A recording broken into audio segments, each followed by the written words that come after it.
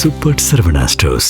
கூட்டணிக்கு தலைமை தாங்கிற எடப்பாடி 10-11 உட்கார வச்சு அவர் பியூஷ் கோயல் பேசியிருந்தார். அது என்ன பேசினாங்க, எது பேசினாங்க தெரியாது. அடுத்த நாள் உடனே 2 நாளில் அமித்ஷாவை பார்க்க போனார் எடப்பாடி. போனார், திரும்பி வந்தார். அங்கே என்ன நடந்ததுன்னு தெரியாது. அந்த பக்கம் பார்த்தீங்கன்னா பாமக எவ்வளோ கேட்குறாங்க, 20 கேட்குறாங்கன்றாரு, இவர் 12 கொடுக்குறேன்றாராம். அது மாதிரி பிரச்சனைகள் அங்கேயும் போயிட்டுருக்கு. அதனால் கொஞ்சம் அப்படியே மெதுவாக. ஆனால் பாஜக என்ன நினைக்கிறாங்க, நாங்கள் போன பார்லிமெண்ட் தேர்தலில் 11% ஓட்டு வாங்கினோம், எங்களுக்கு அதுக்கேற்றபடி சீட்டை கொடுங்கன்னு சொல்கிறாங்க. ஒரு தினகரன் வேறு 12 சீட் கேட்குறாரு, அவருக்கு 6க்கு மேலே கொடுக்காதீங்கன்றார் எடப்பாடி. இவருக்கும் இவரோட கிராஃப் இறங்கிட்டே இருக்குது. கடந்த 10 நாளில் ரொம்ப இறங்கி போச்சு. அதுவும் சங்கீதா விவகாரத்தை கேட்டதுக்கப்புறம் வீட்டையே கவனிக்க முடியல, இவர் எங்கே நாட்டை கவனிப்பார், மற்ற பெண்கள் பாதுகாப்பு எங்கே கவனிப்பார்ன்ற மாதிரியான விமர்சனங்கள் நிறையா போகுது.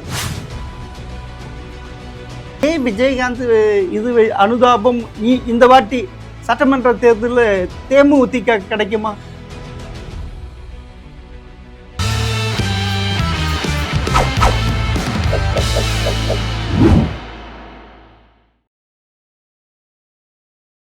எம்டிவி நேயர்களுக்கு வணக்கம். மூத்த பத்திரிகையாளர் பிரியன் அவர்கள் சந்திப்பார். சார் வணக்கம் சார். வணக்கம் சார். சார், திமுக கூட்டணியில் பிரச்சனை ஓடிட்டு இருக்கு. அதிமுக கூட்டணியிலும் அப்படி ஒரு பிரச்சனை ஏற்படும்ன்ட்டு சொல்லிட்டு இருக்காங்க சார், தொகுதி பங்கீட்டில். இல்லை, அதாவது பிரதமர் இதுக்கு வந்தபோது, மதுரைக்கு வந்தபோது கூட்டணி பேச்சுவார்த்தையை சீக்கிரம் முடிங்க இடங்கள்னு சொன்னார். உடனே முதல் நாள் கூட்டம் போட்டாங்க. கூட்டணிக்கு தலைமை தாங்கிற எடப்பாடி 10-11 உட்கார வச்சு அவர் பியூஷ் கோயல் பேசியிருந்தார். அது என்ன பேசினாங்க, எது பேசினாங்க தெரியாது. அடுத்த நாள் உடனே 2 நாளில் அமித்ஷாவை பார்க்க போனார் எடப்பாடி. போனார், திரும்பி வந்தார். அங்கே என்ன நடந்ததுன்னு தெரியாது. ஏதோ ஒரு வகையில் பேச்சுவார்த்தை இழுத்துன்னு இருக்கு. தினகரன் கேட்டால் அவர் சொல்கிறாரு, எனக்கு பாஜக தான் சீட் கொடுப்பாங்கன்றாரு. அந்த பக்கம் பார்த்தீங்கன்னா பாமக எவ்வளோ கேட்குறாங்க, 20 கேட்குறாங்கன்றாரு, இவர் 12 கொடுக்குறேன்றாராம். அது மாதிரி பிரச்சனைகள் அங்கேயும் போயிட்டுருக்கு. அதனால் கொஞ்சம் அப்படியே மெதுவாக ஸ்லோவாக போயிட்டுருக்கு. அது ஸ்லோவாக அப்போனா எடப்பாடி இறங்கி வரமாட்டேன்டா அவங்க கேட்குற தொகுதிகளை கொடுக்கறதுக்கு. எடப்பாடி இறங்கி வரதுக்கான வாய்ப்பு இல்லை, கொஞ்சம் கம்மி. ஏன்னா அவர் போன தடவை 191 தொகுதிகளில் ரெட்டையிலை போட்டி போட்டுது. ஸோ இந்த தடவை 180க்கும் குறையாமல் போட்டி போடணும்னு நினைக்கிறார். ஆனால் பாஜக என்ன நினைக்கிறாங்க, நாங்கள் போன பார்லிமெண்ட் தேர்தலில் 11% ஓட்டு வாங்கினோம், எங்களுக்கு அதுக்கேற்றபடி சீட்டை கொடுங்கன்னு சொல்கிறாங்க. அது தவிர இவர் தினகரன் வேறு 12 சீட் கேட்குறாரு, அவருக்கு 6க்கு மேலே கொடுக்காதீங்கன்றார் எடப்பாடி. அதுக்கப்புறம் இவர் வாசன் 6 கேட்குறாரு, அவருக்கு 3க்கு மேலே கொடுக்க வேணான்றாங்க. ஸோ இந்த மாதிரி அதுக்குள்ளே பிரச்சனைகள். பாமக 20 கேட்குது, 12க்கு மேலே கொடுக்க மாட்டேன்றாரு. அவங்களாம் பேச்சுவார்த்தையை முடிக்க முடியல, இழுத்தடிச்சுட்டு இருக்காங்க பேச்சுவார்த்தை. அப்போனா அது கரெக்டு தான். ஒரு குழுவும் போடலை, ஒன்றும் போடலை, இன்ஃபார்மலாகவே பேசிகிட்டு இருக்காங்க. ஒரு குழு கூட ஃபார்மலாக போடாது இருக்காங்க. ஏடிஎம்கேலையும் போட மாட்டேன்றாங்க, பிஜேபிலையும் போட மாட்டேன்றாங்க. அப்போனா எடப்பாடி எந்த விதமான குழு போடாது இருக்கிறது ஏதாவது பின்னாடி ஏதாவது அவர் கணக்கு போட்டு வச்சுருக்காரா? இல்லை, அவருக்கு இந்த பாஜகவோடு இருக்கிற கூட்டணி ஒர்க் அவுட் ஆகுமான்னு தெரியல. அதாவது அந்த கூட்டணி ஒரு விஷயத்தை எதிர்பார்த்தாங்க. திமுக கூட்டணியில் காங்கிரஸ் போய் சேராது, காங்கிரஸ் சேரலைன்னா அது பலவீனமாக போயிடும், அதை தோற்கடிக்கிறது ஈஸின்னு நினச்சாங்க. இப்போ காங்கிரஸ் அந்த கூட்டணியில் சேர்ந்த உடனே ஒரு பெர்செப்ஷன் ஒன்று கிரியேட் ஆகிடுது தமிழ்நாடு முழுக்க. திமுக கூட்டணி பலமாக இருக்குது, அது வெற்றி பெறத்துக்கான வாய்ப்பு அதிகரிச்சிருக்குன்ற மாதிரி பெர்செப்ஷன் இருக்குது. அது உங்களுக்கு தெரிஞ்சிருக்கு. சென்ட்ரல் கவர்மெண்ட்டுக்கு இன்டெலிஜென்ஸ் பியூரோ மூலமாக அமித்ஷா எல்லாருக்கும் தெரிஞ்சிருக்கு. அவங்க என்ன நினைக்கிறாங்க, இப்போ நம்ம கூட்டணியை பலப்படுத்தணும்னு நினைக்கிறாங்க. இதில் பலப்படுத்துறதுல அதிமுக பாஜக 2 பேரும் சேர்ந்து ஒருமித்த கருத்தோடு பலப்படுத்தணும்னு நினைக்கிறாங்களா, இல்லை அதிமுக மட்டும் தனியாக நினைக்கிறாங்களா, பாஜகவும் சேர்ந்து நினைக்கிறாங்களா, தாவேகாவை கூப்பிடணும்னு ஐடியா 2 பேருக்கு இருக்குது. ஆனால் சில பேர் சொல்கிறாங்க, பாஜகவோட ஐடியா என்னென்னா தாவேகாவை கூப்பிட்டு அதுக்கு ஒரு 50 சீட் வாங்கி கொடுத்துட்டா அதிமுக போட்டி போடுற இடங்கள் ஒரு 130 குறைஞ்சிட்டா அது மெஜாரிட்டி வராது, ஆட்சிக்கு வந்தாலும் கூட்டணி ஆட்சி வந்துடும், பாஜகவுடைய நோக்கம் நிறைவேறும், அதுக்காக ட்ரை பண்ணுறாங்க பாஜகன்றாங்க. ஆனால் தாவேகா சைடில் கேட்டால் அந்த மாதிரிலாம் எதுவுமே கிடையாது சார், நாங்கள் எப்படி சார் முதல் எலெக்ஷனே அவங்க கூட போய் சேருவோம், எங்கள் ஜனநாயகம் படத்தை இன்னி கூட டிலே பண்ணிருக்காங்க பார்த்தீங்களான்றாங்க. ரிவைசிங் கமிட்டி பார்க்கல, இன்னி கூட டிலே பண்ணிட்டு போயிட்டு இருக்காங்க அப்படின்றாங்க. ஆனால் அங்கே அதே தாவேக்கால தான் அந்த கட்சி தொண்டர்களும் சரி, விஜய் ரசிகர்களும் சரி, எந்த கட்சியும் கூட்டணி வரலன்ட்டு ஒரு வருத்தத்தில் இருக்காங்க. அப்படி இருக்கப்போ இங்கே வந்தால் அது அவங்களுக்கு சந்தோஷம் தானே?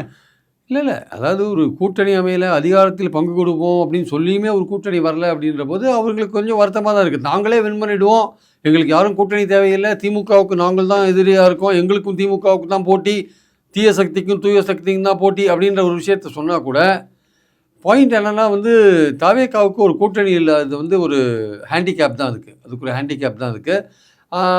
ஏன்னா விஜய் கேட்டால் சொல்கிறாரு, என்னோட இண்டிவிஜுவல் செல்வாக்கிலே வெற்றி பெறுவேன்றாரு. அவருக்கு வர கூட்டம் ஓட்டாக மாறுமான்றது தான் இன்றைக்கி இருக்கிற முக்கியமான கேள்வி. அவருடைய அவருடைய செல்வாக்கு கிராஃப் இருக்குல்ல, கடந்த 10 நாளில் ரொம்ப குறைஞ்சிருக்குன்ற மாதிரியான பல சர்வேக்கள்லாம் வந்திருக்கு ஆக்சுவலாக. அது எவ்வளோ தூரம் உண்மைன்னு தெரியாது. ஸோ திமுகவை எதிர்க்கிறது தான் உங்களுடைய ஒரே நோக்கம், திமுகவை வீழ்த்துறது தான் உங்களுடைய ஒரே நோக்கம்னா எங்கள் கூட வந்து சேருங்கன்னு பாஜகவில் ஒரு அழுத்தம் தராங்க. இவருக்கும் இவருடைய கிராஃப் இறங்கிட்டே இருக்குது. கடந்த 10 நாளில் ரொம்ப இறங்கி போச்சு. அதுவும் சங்கீதா விவகாரத்து கேஸுக்கப்புறம் வீட்டையே கவனிக்க முடியல, இவர் எங்கே நாட்டை கவனிப்பார், மற்ற பெண்கள் பாதுகாப்பு எங்கே கவனிப்பார்ன்ற மாதிரியான விமர்சனங்கள் நிறையா போகுது. அவங்க எந்த சோஷியல் மீடியாவை ஹேண்டில் பண்ணி விஜய் ரசிகர்கள் வந்து பலவிதமான விஷயங்கள் பரப்புகிறாங்களோ, அதே சோஷியல் மீடியாவில் விஜய்க்கு எதிரான விஷயங்கள் பலது போயிட்டுருக்கு ஆக்சுவலாக. அதனால் அவங்களும் என்ன நினைக்கிறாங்க, சரி நமக்கு ஏதோ ஒரு நமக்கு ஒத்து வராத ஒரு சூழல் உருவாயிட்டிருக்கு, நம்ம இப்போ திமுகவை எதிர்க்கிறதுனா நம்ம அதிமுக பாஜகவோட சேர்ந்தா என்ன அப்படின்ற மாதிரியான ஒரு தாட் இருக்கிற மாதிரியான ஒரு பேச்சு இருக்குது. ஆனால் தாவேக்கால இருக்கிற முக்கியமான ஆட்கள் அவங்க என்ன சொல்கிறாங்கன்னா, அந்த மாதிரிலாம் ஒரு பேச்சே கிடையாது, நாங்கள் வந்து எங்களுக்கு செல்வாக்கு ஏறிட்டே இருக்குது அப்படின்றாங்க. அது எந்த உண்மைன்றது எலெக்ஷன் தெரியும். ஆனால் சில தகவல்கள் பார்க்குறப்ப ஆந்திரா துணை முதல்வர் நடிகர் பவன் கல்யாண் வந்து விஜய் கிட்ட கூட இப்போ பேசியிருக்கிறாரும், நீங்கள் தனிச்சு இருந்தால் எங்கள் அண்ணன் மாதிரி தான் ஆயிடணும், அப்புறமா கட்சியில் இருக்க மாட்டேங்க, வெளியே தான் இருப்பீங்க, எதுவும் பண்ண முடியாது, நானும் அப்படி தான் ஆனேன், இப்போ ஆந்திராவில் பாஜகவோடும் தெலுங்கு தேசம் கூட இதான துணை முதல்வர், நீங்களும் அப்படி வந்து இதான நீங்கள் துணை முதல்வரான்ட்டு பேச்சுவார்த்தை நடத்தியிருக்காதுன்னு சொல்கிறாங்களே சார். நடத்தியிருக்கலாம். பவன் கல்யாண் ஒரு நடிகராக இருக்கிறதுனால விஜய் கூட கான்டாக்டில் இருக்கலாம், அவர் நடத்தியிருக்கலாம். அவருக்கு நடுவில் தூது போகிறதுக்கு நிறையா இங்கே லோக்கலில் பாஜக ஆட்கள்லாம் கூட இருக்கலாம். பாயிண்ட் அது இல்லை. விஜய் இவ்வளோ தூரம் கன்வின்ஸ் ஆகிறாரு, ஒரு கொள்கை எதிரி பாஜகன்னு சொல்லிட்டு முதல்முறையாக கட்சி ஆரம்பித்த பிறகு அவருக்கே பல பிரச்சனைகள், சிபிஐ என்கொயரி அது இதுன்னு அவரை சார்ஜ் ஷீட் போட்டுருவோம்னு பயமுறுத்துகிற விஷயங்கள், ஜனநாயகம் டிலே பண்ணுற விஷயங்கள், இந்த மாதிரி விஷயங்கள்லாம் இருக்கும்போது எவ்வளோ தூரம் அந்த அணியில் போனார்னா அவருடைய செல்வாக்கு எந்த அளவுக்கு அடி வாங்குன்ற ஒரு கேள்வி இருக்குது. சில விஷயங்கள் வந்து நமக்கு மேலோட்டமாக பார்க்கும்போது செல்வாக்கு சேர்க்குன்ற மாதிரி இருக்கும். ஆனால் அதே சமயம் பாஜக அதிமுக தவேக சேர்ந்ததுன்னா எடுத்த உடனே ஒரு 13-14% மைனாரிட்டி ஓட்டு நேராக திமுக அணிக்கு தான் போகும். அது பெரிய அவங்களுக்கு இழப்பாக இருக்கும் விஜய்க்கு. அப்புறம் திமுக அதுக்கடுத்தது ஒரு 18% ஓட்டு வாங்கினா போகிறோம், 35% வாங்கினாலே 4 முறை போட்டியில் வின் பண்ணிடலாம். அது ரொம்ப ஈஸியான விஷயம். அதனால் நமக்கு மேலோட்டமாக பார்க்கும்போது தவேக அதிமுக பாஜக கூட்டணி பெரிய கூட்டணி, பலமான கூட்டணி அப்படின்னு தோணும். ஆனால் அது வந்து அதுக்கு இருக்கிற கெமிஸ்ட்ரி வந்து வேறு. சரி, அப்படியே இருக்கட்டும் சார். 2024 எடப்பாடி வந்து பாஜகவை கைட்டு விட்டு தனியாக நின்றார். இனி 2026 சரி, 2031 சரி, 2021 பாராளுமன்றம் இனி பாஜகவோட கூட்டணி இல்லைன்னு தான் சொன்னார். அப்படி இருக்கிறப்ப இப்போ தொகுதி பங்கீடே செய்யலை. அப்படி இருக்க விஜய் வந்து அவங்க கூட கூட்டணி வச்சுக்குவார் இல்லை? அதான் விஜய் தனிப்பட்ட முறையில் இல்லை, அதிமுக பயங்கரமான வலுவான கூட்டணி, திமுக கூட்டணி வலுவிழந்து போயிடும்ல. அதான் நான் சொல்கிறேன், அதிமுக விஜய் கூட்டணி அப்படின்றது வந்து பலமான கூட்டணியாக வரும். அதிமுக விஜய் பாஜக கூட்டணின்றது கெமிஸ்ட்ரி ஒர்க் அவுட் ஆகாது.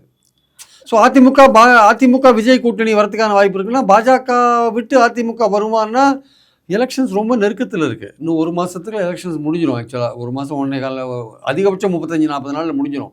இந்த காலகட்டத்தில் நீங்கள் இந்த மாதிரியான ஒரு மேஜர் பொலிட்டிக்கல் டிசிஷன் எடுத்தீங்கன்னா அதை வந்து நீங்கள் ஓட்டர்கள்கிட்ட கொண்டு போகிறதுக்குள்ளே கன்வின்ஸ் பண்ணுறதுக்குள்ளே வந்து எலெக்ஷன் முடிஞ்சிடும். அது எவ்வளோ தூரம் ஒர்க் அவுட் ஆகுன்னு தெரியாது.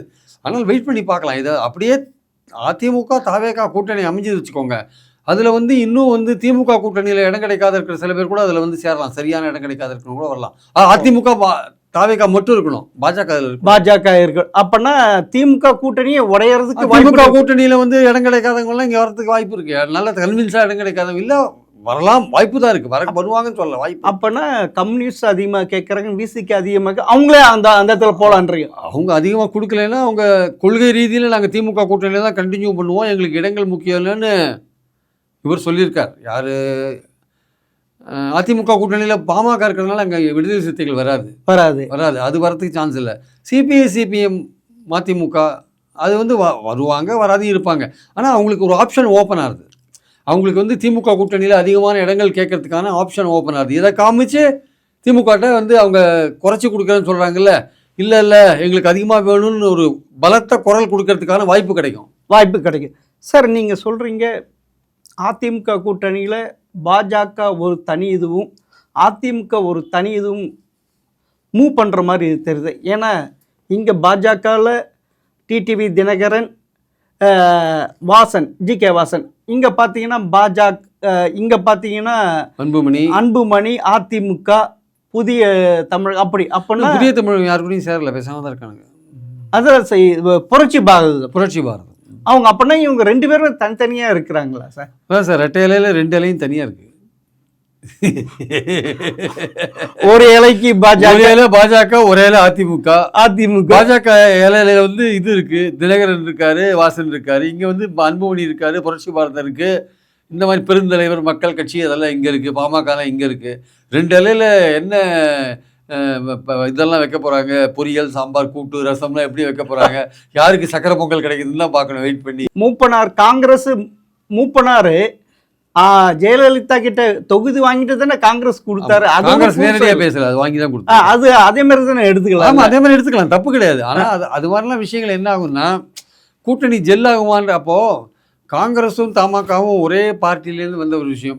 தினகரனும் அதிமுகவும் ஒரே இடத்துல தான் வந்தாங்க வச்சுக்கோங்க, அது வேற விஷயம். ஆனால் பிரச்சனை என்னன்னா, இந்த காலகட்டத்தில் காங்கிரஸுக்கும் தினகரனுக்கும் எடப்பாடிக்கும் ஒரு பெரிய ஒரு இது கிளாஷ் வந்துருச்சு.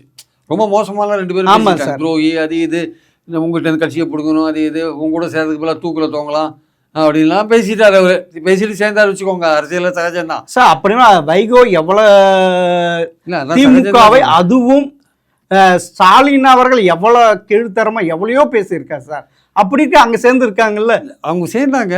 பட் அங்கே வந்து சேர்ந்துட்டு எனக்கு தனியாக இடம் கொடு, அது கொடுன்னு சொல்லலை. டிடிவி மாதிரி இப்போ டிடிவியோட ஓட் பேங்க் வந்து எடப்பாடி எதிர்ப்பு ஓட் பேங்க் தான் அவர் எடுத்தது. ஓட்டு 21 அவர் எடுத்த ஓட்டெலாம் எடப்பாடி எதிர்த்து நிற்கிற ஒரு கம்யூனிட்டியோட ஓட்டை தான் அவர் எடுத்தார். இப்போ இந்த வாட்டி அந்த கம்யூனிட்டி வந்து கோவம் தெளிஞ்ச மாதிரி தெரியல, எடப்பாடியை தோக்கடிக்கணும்னு தான் அவங்க இருக்காங்க. ஸோ அவங்க டிடிவி பின்னாடி போவாங்களா இல்லையான்னு டவுட்டாக இருக்குது. ஆக்சுவலாக நீங்கள் சொல்கிறதுனா முக்குளத்தோர் ஓட்டு ஓபிஎஸ்க்கு போயிடுன்னு கூட நான் சொல்லலை.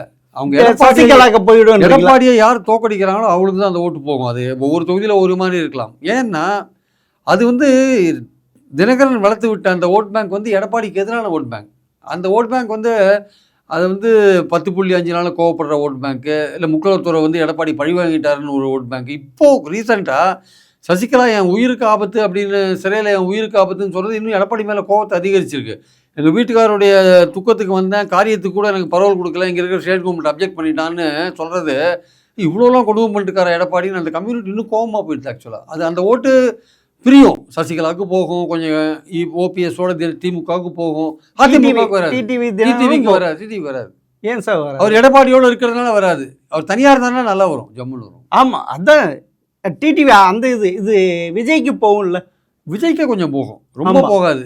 யார் தோக்கடிப்பாங்க எடப்பாடியேன்னு பார்த்து அந்த ஆளுக்கு போகும் ஓட்டு, அந்த பார்ட்டிக்கு ஓட்டு போகும். அப்போனா நீங்கள் சொல்லுன தென் தமிழகத்தில் அதிமுக வீக்காக தான் இருக்குன்றீங்க. டிடிவி தினகரன் இப்போ இருக்கிற சூழல் அது வீக்காக தான் இருக்குது. சசிகலாவும் தனியாக போயிட்டாங்க, ஓபிஎஸும் திமுகவோட போயிட்டாரு, தினகரன் ஓட் பேங்க்கும் அவர் பின்னாடி போதா தெரியல.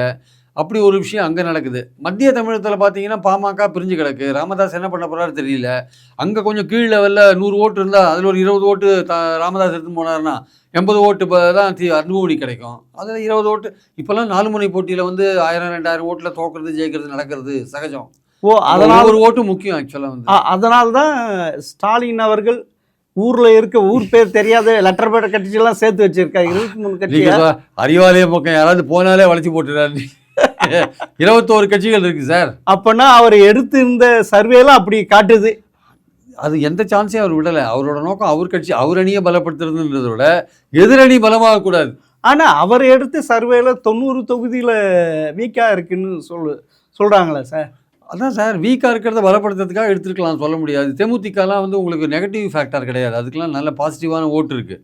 ஒரு 1000-2000 ஓட்டெல்லாம் யூஸ்ஃபுல்லாக இருக்குன்னு அதை எடுத்துருக்காங்க. அதுவும் சில பாக்கெட்டில் தானே சார் இருக்கு. அது இருக்கிறது என்னென்னா, அது தமிழகம் முழுவதும் இல்லை, அதுவும் பார்க்கணும் இல்லை, அதுவும் சில பேக்கெட்ஸில் இருக்குது சார். பட் அது இருக்கிறதுனால இல்லை அட்வான்டேஜ் என்னென்னா, உயர் ஜாதி ஓட்டுகள் முழுக்க பாஜகவுக்கு போகாது, பிரிஞ்சு கொஞ்சம் ஓரளவுக்கு திமுகவுக்கு வரும் சார். அந்த உயர் ஜாதி ஓட்டுக்கள்ல 2024 பாஜக போச்சு சார். அது அதிமுக வர வேண்டியது. இப்போ வந்து அந்த உயர் ஜாதி ஓட்டு மொத்தமா அங்க பாஜகவுக்கு போகாது, கொஞ்சம் தேமுதிக இந்த பக்கம் இருக்கிறதுனால கொஞ்சம் அந்த உயர் ஜாதி இடைநிலை ஜாதிலாம் கொஞ்சம் இந்த பக்கம் வரும். இப்ப வைகோவே கணக்காவே எடுத்துக்கலையா உயர் ஜாதியினரு? வைகோ அந்த மைனாரிட்டி லிங்குஸ்டிக் போச்சு ஆக்சுவலா. அவர் விஜயகாந்த் உள்ள அனுதாபம் வந்து இப்போ மதிமுக வந்து அந்த பாப்புலாரிட்டியை இழந்துருக்கு ஆக்சுவலாக. ஆனால் நீங்கள் சொல்கிறீங்க அதே விஜயகாந்த் இது அனுதாபம் இந்த வாட்டி சட்டமன்ற தேர்தலில் தேமுதிக கிடைக்குமா? ஏன்னா அவருடைய கொள்கையே திமுக எதிர்ப்பு தான்.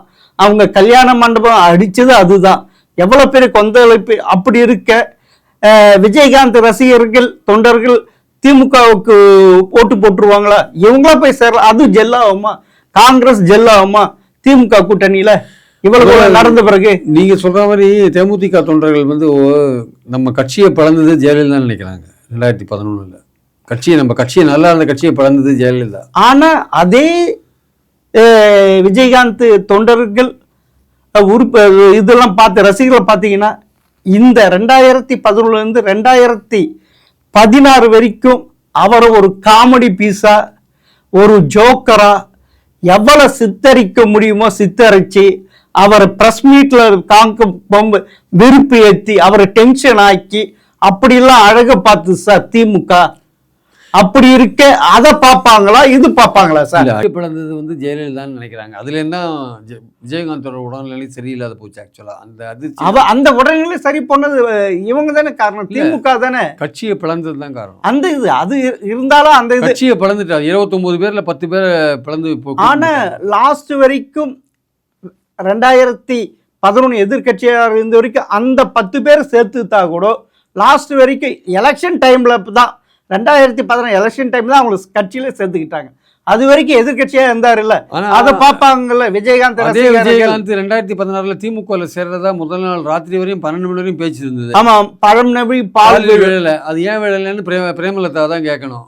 இப்போ வேணா அப்பவே விஜயகாந்துக்கு நினைச்சது என்னன்னா திமுகவோட சேரணும்னு நினைச்சார். ஆமா, 1% போயிடுச்சு, 1% போயிடுது. அவர் போய் வைகோ என்ன பண்ணாரு, ஜெயலலிதாவோட ஒரு அண்டர்ஸ்டாண்டிங் போட்டு தனியாக போய் ஒரு கூட்டணி ஆரம்பிச்சு விட்டார். அவர் பாட்டுக்கு விஜயகாந்த் முதல்வர்னு சொல்லிட்டு அதில் வந்து கிட்டத்தட்ட ஒரு 7-8% ஓட்டு போயிடுச்சு. அதில் திமுக 1.5% ஓட்டில் தோத்துது. விஜய் மட்டும் அப்போ திமுகவோட வந்திருந்தாருன்னா திமுக ஆளுங்கட்சியாக வந்துறதுக்கான வாய்ப்பு இருக்குது நிறைய.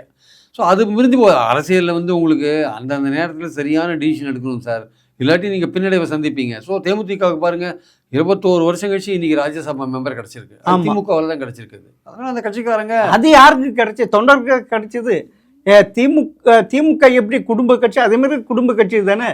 இன்னைக்கு நீங்க சொல்றீங்க இது அதிமுகவில் போனால் அதிமுககாரன் குடும்ப கட்சியெல்லாம் சொல்லுவான். ஆனால் பிஜேபி சொல்லுவான், சொல்லாது. அவங்க இவங்க வருவாங்க தான் எதிர்பார்த்துருந்தாங்க.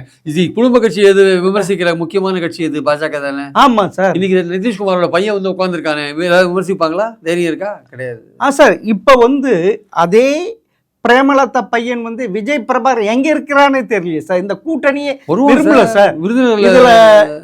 இதுல பாத்தீங்கன்னா பிரேமலதா சதீஷ் தான் அக்கா அவன் தம்பி தானே சார் கோலாச்சிடாங்க.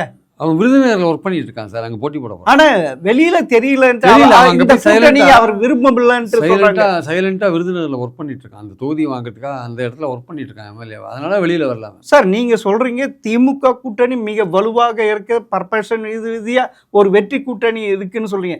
2011 ஒரு உதாரணமா எடுத்துக்கலாம்ல. 2011 இப்படிதான் வலுவான கூட்டணி அமைச்சார் கருணாநிதி. கடைசியில் எதிர்கட்சியா கூட வர முடியல. 2011 வலுவான கூட்டணி இல்ல சார். அது காங்கிரஸ் 119 இடத்துல சார் போட்டி போட்டாரு திமுக. இல்ல 2011 சார். 2011 119 இடத்துல போட்டி போட்டாரு. காங்கிரஸ் 63 நாயமார் இதெல்லாம் கொடுத்து காங்கிரஸ் பாமக விடுதலை சிறுத்தைகள் எளியும் மூலியமா அது உள்ள இருந்தாங்க. அப்புறம் வந்து காங்கிரஸ் இருந்தது. ஆனா அது காங்கிரஸுக்கு 63 சீட் கொடுத்தாங்க. மொத்தத்துல பார்த்தா திமுக 119 இடத்துல நின்றாங்க. அதனால தோத்தானுங்க. அவங்க அதிகமான இடத்துல நிக்கல. ஆனா இப்ப வந்து பாத்தீங்கன்னா திரு ஸ்டாலின் திமுகவுக்கு மெஜாரிட்டி வராதுன்னு மக்கள் தீர்மானிச்சிட்டாங்க. அதனால போட்டு போடல. சரி சார். இப்ப வந்து திரு ஸ்டாலின் அவர்கள் அந்த காங்கிரஸ் திமுக தொகுதி பங்கிட்டு கூட்டணி முடிஞ்ச உடனே அப்படின்ட்டு சொல்லிட்டு போனது அது காங்கிரஸ் இடத்தில் பயங்கரமான ஆதங்கம் ஏற்படுத்தியிருக்கு சார், கோபத்தை ஏற்படுத்தியிருக்கு சார். அப்படி இருக்க இந்த கூட்டணி ஜெல்மா அப்பனா 28 தொகுதி எப்படி 63 நாயன்மான்கள் நின்று பஞ்ச பாண்டவர் ஆனதோ இப்பயும் அதே மாதிரி ஆகலாம்ல. ஆனா இப்ப அதிகமா இருக்குது. பிரச்சனை என்னன்னா அந்த இடத்துல வந்து திமுக காரங்க ஒர்க் பண்ணல வச்சுக்கோங்க. அந்த இடம் வந்து அதிமுக போச்சுன்னா திமுக தான் நஷ்டம். அதனால முதல்ல ஒரு வாரம் கொஞ்சம் முணுமுணுப்பெல்லாம் இருக்கும். அதுக்கப்புறம் சரியாயிடும் சார். அவங்க எவ்வளவு இது பண்ணியிருக்காங்க. ஸ்டாலின் இல்ல, ஸ்டாலின் அவர்களே பார்த்தீங்கன்னா திமுகவை காங்கிரஸ் அழிக்கிறதுக்கு தானே சார் முயற்சி எடுத்துருக்கு. 63, 41, 25, இப்போ 28. அப்படின்னா பார்த்தீங்கன்னா குறிப்பாக கருணாநிதி விட ஸ்டாலின் அவர்கள் எப்படியாவது இந்த காங்கிரஸை தமிழகத்திலிருந்து ஒழிக்க வேண்டும் அப்படிதானே என்ன வந்ததுக்கு. முதல்ல காங்கிரஸ் தன்னோட செல்வாக்கை வளர்த்துட்டா பரவாயில்ல, அது வளர்க்காத இருக்கிறதால இப்படி தான் சந்திக்கும். அது வளர்க்கணும் இல்லை. 4.3% ஓட்டு 2014 வாங்கினீங்க. ஆனால் முக்கியமானது இல்லை திமுகவுக்கு இடம் கொடுக்க முடியாது, அந்த அளவு செல்வாக்கு இல்லை. இருக்கவும் செய்யணும், கூட்டணியில் அதிகமாக இடம் கொடுக்கவும் கூடாது. அந்த இடத்துல ஸ்டாலின் வளைச்சி போட்டார் கரெக்டாக. அப்போனா அதே மாதிரி இங்கே அதிமுக கூட்டணியில் பாஜக கேட்குற தொகுதி கொடுக்காம போன வாட்டி 2021 30 கேட்டாங்க, 25 கேட்டாங்க, 20 தான் இங்கே கொடுத்தாங்க. அப்படி இருக்க இப்போ அதே மாதிரி இழுத்து பிடிக்கிறது வாய்ப்பு இருக்குல்ல. இல்லை, அதுக்கு நடுவில் இந்த டெவலப்மெண்ட் நடந்திருக்குல்ல. 2024 எலெக்ஷனில் அவங்க 11% ஓட்டு வாங்கியிருக்காங்கல்ல. அதை வச்சு அவங்க எங்கள் செல்வாக்கு வளர்ந்துருக்குன்னு கேட்குறாங்க. ஆக்சுவலாக அதில் வந்து எவ்வளோ தூரம் எடப்பாடி அதை கவுண்டர் பண்ணுவார் தெரியல. இல்லை, ஒரு 5 சீட்டாவது அதிகமாக கொடுத்தாகணும் கண்டிப்பாக அவங்களுக்கு. அப்பனா 25 25 கொடுப்பாங்க. அட்லீஸ்ட் காங்கிரஸ் வாங்கின அந்த 28 கேட்பாங்க. அந்த டிமாண்ட் வைப்பாங்க. பாஜக வைப்பாங்க, கண்டிப்பா வைப்பாங்க. அப்போ இந்த வாட்டி அதிகமான சீட்டு வாங்காது விட மாட்டாங்க பாஜக. ஒரு 5 சீட்டோ 8 சீட்டோ அதிகமாக வாங்குவாங்க. இப்போ திமுக கூட்டணி நடந்த அந்த நாடகம் இப்ப பாஜக நடக்க போகுது. நடந்துட்டு இருக்கு. வெளியில தெரியல. ஆனா அதுதான் எடப்பாடியுடைய ஒரு இது எடுத்துக்கலாமா, சாமர்த்தியம் எடுத்துக்கலாமா? சாமர்த்தியம் கிடையாது. வெளியில தெரியல, எதுன்ட்டு வெளியில தெரியல சார். வெளிப்படையா தெரியல. காங்கிரஸ்ல வெளிப்படையா தெரிஞ்சது என்ன, ராகுல் காந்தி 2 பேரை தூண்டி விட்டு அவங்க பேசியிருந்தாங்க. 6 மாசம் சார், 6 மாசமா இது நடந்தது இல்ல. இப்போ 3 மாசமா நடந்தது. நான் சொல்றது என்னன்னா, இல்ல செப்டம்பர்ல இருந்து அந்த இது ஓடிட்டு இருந்தது இல்ல. இப்போ அதிமுக பாஜக கூட்டணியில அந்த பேச்சுவார்த்தையில இன்னும் சரியா முடிவு வரல. இப்போ 11ஆம் தேதி திருச்சிக்கு வர்றாரு பிரைம் மினிஸ்டர். அந்த மீட்டிங்கில் ஒருவேளை ஏதாவது அதுக்கு மீட்டிங்க்கு முன்னாடி ஒருவேளை அனௌன்ஸ்மெண்ட் வருமா? ஆனால் எதாக இருந்தாலுமே வந்து அமித்ஷா என்ன சொல்கிறாரு, எங்களுக்கு குறைஞ்சபட்சம் 10 சீட்டாவது அதிகம் தரணுன்றார். 20லேருந்து 30 ஆக்குங்கன்றார். இவங்க அந்த அளவுக்கு போக மாட்டேன்றாங்க. இவங்க சரி குறைஞ்சபட்சம் 25 கொடுக்கலாம் அப்படின்ற மாதிரி ஏதோ ட்ரை பண்ணிட்டு இருக்காங்க. அவங்க டிமாண்டு இறங்கி வந்துட்டு இருக்கு. இப்போ காங்கிரஸ் 41லேருந்து 28க்கு வந்தாங்கல்ல, அந்த மாதிரி அவங்களும் 40லேருந்து இறங்கி வந்துட்டு இருக்காங்க. பேச்சுவார்த்தை போயிட்டு இருக்கு. அப்பமா டிடிவியும் இறங்கி வருவார் இல்லை? அவரு 15 தொகுதி 12 தொகுதி கேட்கிறாரு. வரமாட்டான்னு சொல்லவில்லை, இறங்கி வரதான் செய்வார். அது எவ்வளவு தூரம் இறங்கி வராருன்னு பார்க்கணும். அது அப்புறம் ஒரு கூட்டணின்னு சேர்ந்துட்டீங்க.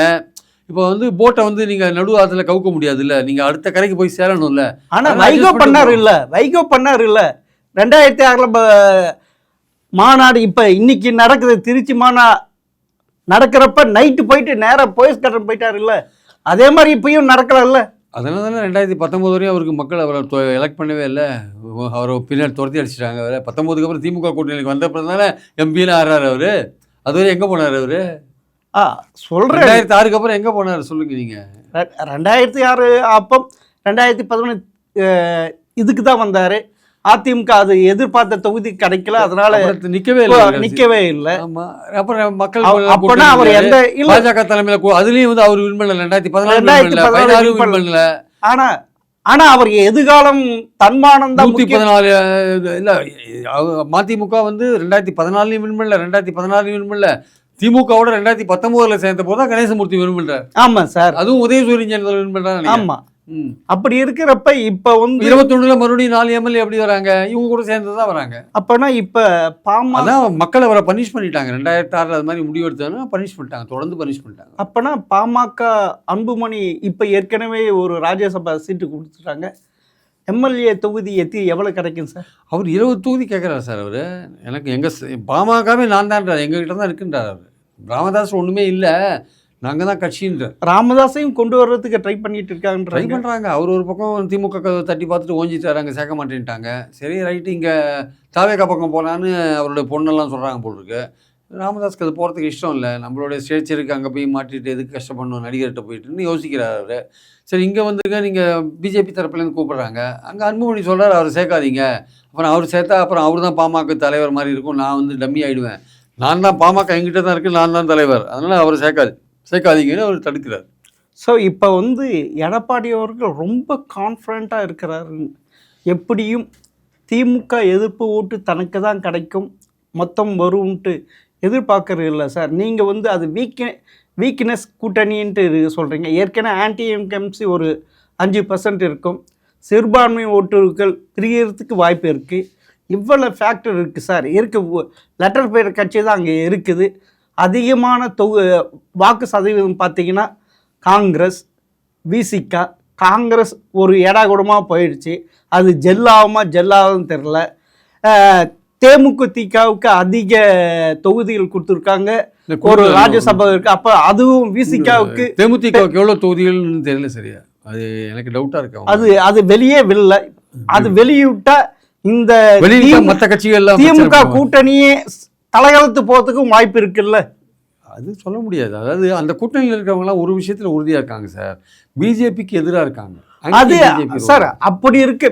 அதாவது 2000 இப்போ விடுதலை சிறுத்தைகள் அப்படிதான் சொல்றாங்க. எங்களுக்கு சீட்டெல்லாம் பிரச்சனை இல்லைங்க, கொள்கை ரீதியாக ஒன்றா இருக்கும் சார். இப்போ கொள்கை அங்கே எங்கே சார் இருக்கு? பாஜக எதிர்ப்பு கொள்கை தான் சார். இது தேமுதிக சேர்த்தாச்சு, ஓபிஎஸ் சேர்த்தாச்சு. இவங்கெல்லாம் ஓபிஎஸ் பாஜக எதிர்ப்பாளர்களா சொல்லுங்க பார்க்கலாம். ஓபிஎஸ் என்னைக்கு திமுக சேர்ந்தாரோ அன்னைக்கு அவர் பாஜக எதிர்ப்பாளராக மாறிட்டார். அவர் தனி கொள்கை வச்சுக்க முடியாது. அவர் தனி கொள்கை திமுக இருக்கார், தனி கொள்கை வச்சுக்க முடியாது. ஆனால் நீங்கள் தேமுதிக சொல்லுங்க, அவங்க ஆன்டி பிஜேபி ரோல் எடுக்கிறாங்களான்னு இதுவரையும் எடுக்கல.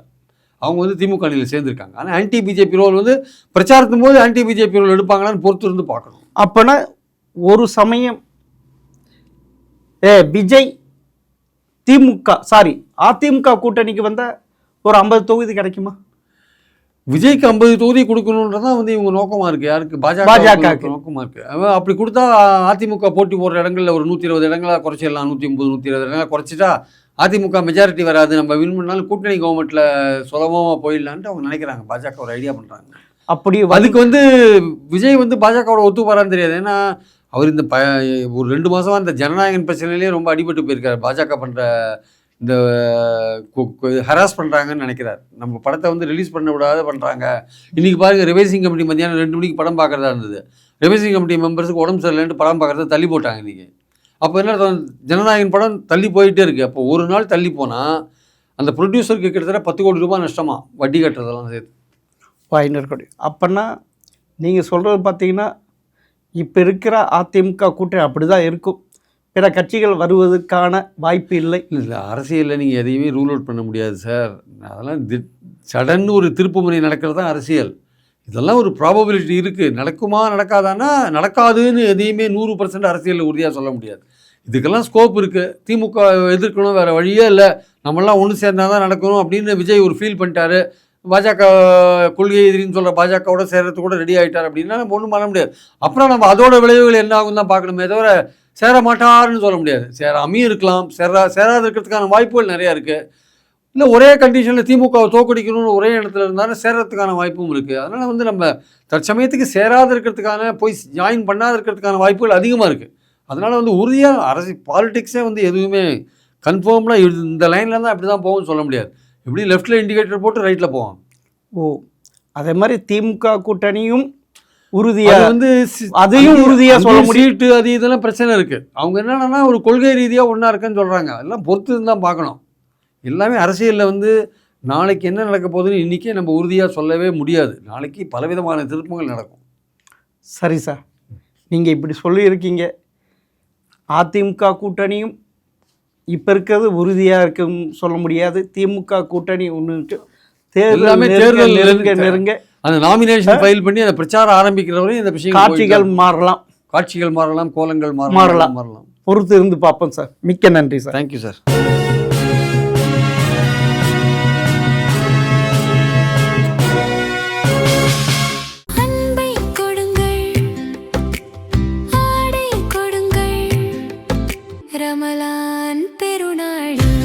Super Sarvana Stores.